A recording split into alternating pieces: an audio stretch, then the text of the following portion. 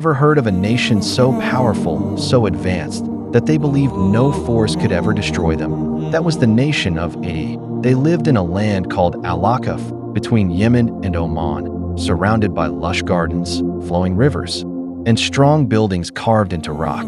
They were giants in stature and unmatched in strength.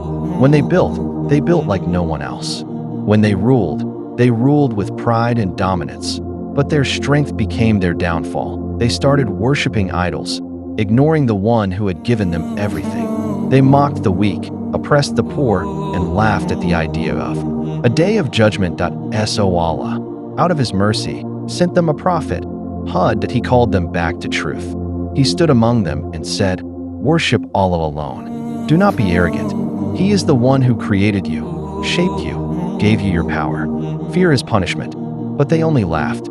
They said, "Who is stronger than us?" They thought their strength would protect them. They thought their cities, their armies, their size would save them from the wrath of the skies. They were wrong. Days passed. Then the skies began to change. Dark clouds appeared, but there was no rain. The air became heavy.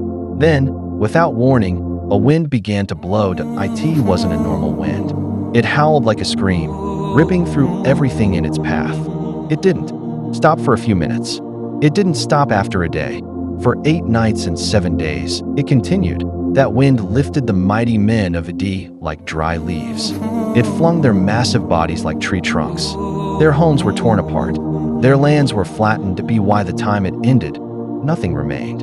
No bodies, no buildings, just silence, just sand.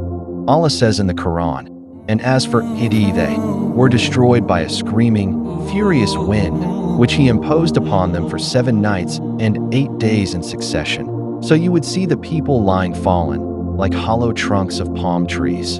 Their power didn't help them. Their pride couldn't save them. The story of Adi is not just ancient history. It is a warning, a message to every nation, every society, every individual. No matter how powerful you become, if you forget the one who created you, then you, too, can be forgotten.